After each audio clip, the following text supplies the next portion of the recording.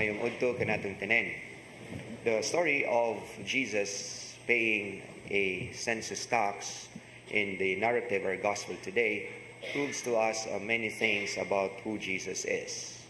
The first one is that our Lord assumes our nature. That means He becomes like us in all things and in all means, and even equal at the footing when He asked Peter to pay a tax.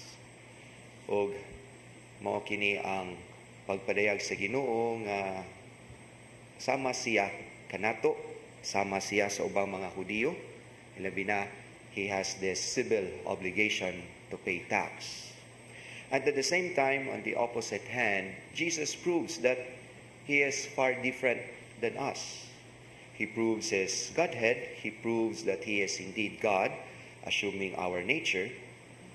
Yes, He is indeed like us, except for sin. Anything that is all about self-destruction, the Lord is negated with that.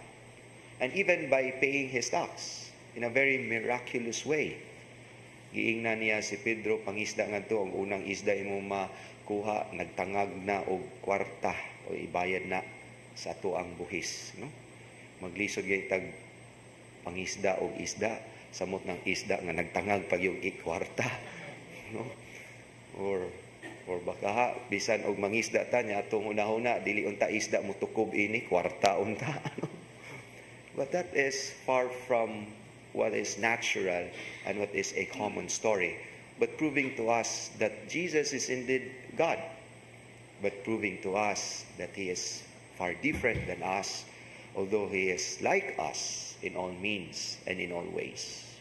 Here we can somehow harvest a important reflection that even in this very controversial aspects of humanity, God is there. God is saving in every darkest corners of our soul, of our conditions, our human persons. Even the issue of tax is a very controversial, and yet the Lord wants us to realize that even that He is offering redemption. He's offering to the ways of humanity. He's offering salvation and even hope to our own ways. Even if this could be both a destruction to our own self and of course a kind of a constructive element, no? Kundi sad ta kung asa tay mga buhis unsang say tukod og mga infrastruktura sa atong gobyerno o pagpadagan sa gobyerno mismo to run the governance itself, it needs the bloodline of that, which is a tax. But that could also be the very source of evil, no? That could also be a source of corruption. The people's money, the taxes. And yet the Lord wants us to understand that even this, He is offering redemption.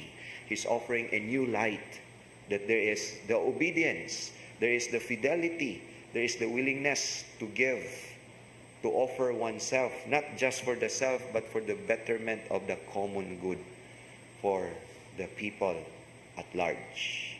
And here the Lord wants us to realize that He is journeying with us. Naa siya sa tanang kondisyon sa katawhan sa ato ang kinabuhi.